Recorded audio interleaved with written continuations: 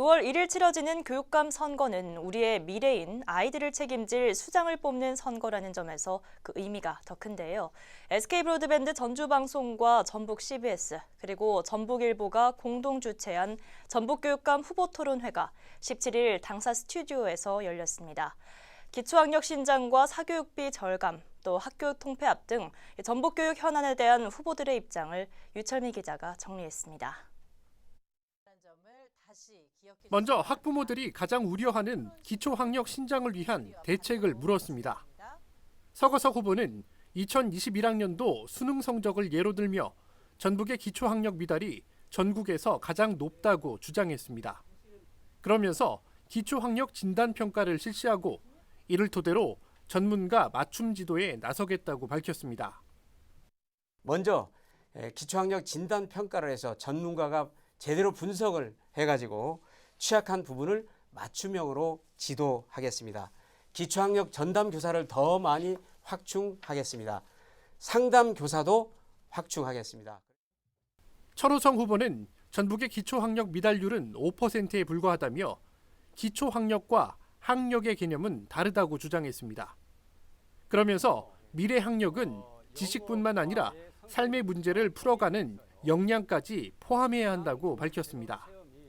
지식을 뛰어넘는 다른 사람과 협업하고 문제를 함께 풀어가고 또 어떠한 상황에서도 포기하지 않고 다시 일어설 수 있는 그런 능력이 저는 살아가는 힘의 근거에서 기초학력이라고 보고 있습니다.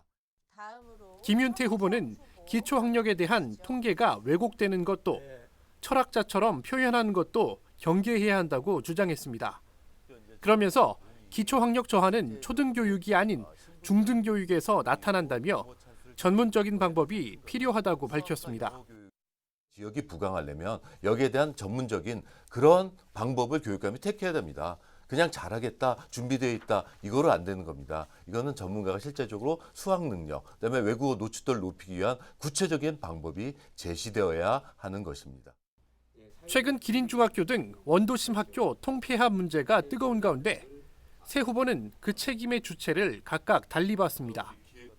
천호성 후보는 교육행정을 고려하지 않은 국가의 책임을 물었고, 국가가 이렇게 신도시를 만들면서 전혀 교육행정을 고려하지 않는 이런 정책을 하는 것에 대해서 굉장히 분노심이 치밉니다.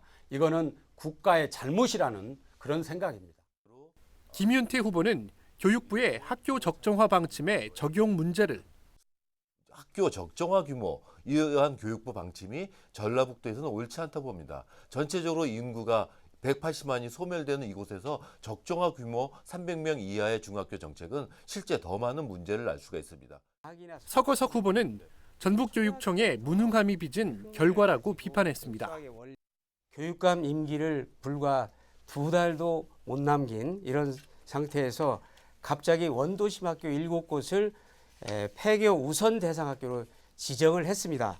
이것은 무능함을 넘어서 무책임의 극치라고 하지 않을 수가 없습니다. 한편 오는 2025년 자립형 사립고의 일반고 전환 방침에 대해서 김윤태 후보는 자사고 유지를, 천호성, 서거석 후보는 자사고 폐지를 주장했습니다. 이 밖에도 교육 양극화 해소와 사교육비 절감을 위한 방안을 묻는 말에는 세 후보 모두 공교육을 강화해야 한다는 다소 원론적인 답변을 내놨습니다. BTV 뉴스 유철미입니다.